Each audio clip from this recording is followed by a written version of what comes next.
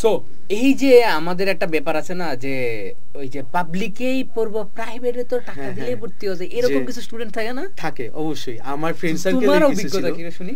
আমার ফ্রেন্ড সার্কেলে কিছু এমন স্টুডেন্ট ছিল, আমার ফ্রেন্ড ছিল যে আরে প্রাইভেটে দিতেছস তো প্রাইভেটে টাকা হইলেই ঢোকা যায়। হ্যাঁ, কিন্তু আসলে কি ঢোকা যায় না।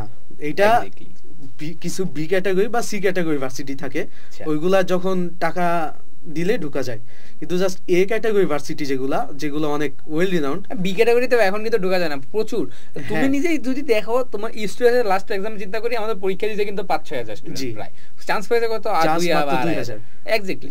সো এই যে তাহলে কই টাকা দিয়ে কই ভর্তি হয় সেটাই। আর ওদের একটা নির্দিষ্ট সিট ক্যাপাসিটি থাকে, যারা বলে টাকা দিয়ে ভর্তি হওয়া যায়।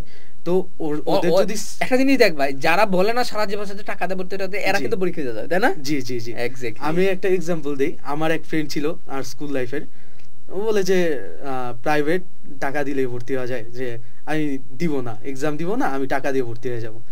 তো আমি যেদিন এক্সাম দিতে যাই, রিটেন এক্সাম, তো ওই দিন গিয়ে নিচে দাঁড়াইছিলাম, ওয়েট করতেছিলাম হল যখন খুলবে তখন ঢুকবো। তো তখন দেখি কি ও ওইখানে দাঁড়ায় আছে যে এক্সাম দিতে আসছে।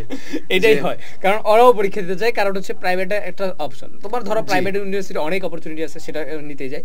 সো এই যে টাকা দিয়ে ভর্তি হবো, এই চিন্তা আসলে করা কিন্তু উচিত না, কারণ আমার কিন্তু প্রস্তুতি নিতে হবে, পরীক্ষা ভালো করতে হবে। আবার অনেকে বলে কি যে পরীক্ষা হয়ে যাওয়ার পর টাকা দিয়ে ভর্তি হওয়া যায়, এইটাও ইলজিক্যাল। কেননা ওরা ওদের সিট ক্যাপাসিটি অনুযায়ী স্টুডেন্ট নিয়ে নেয়।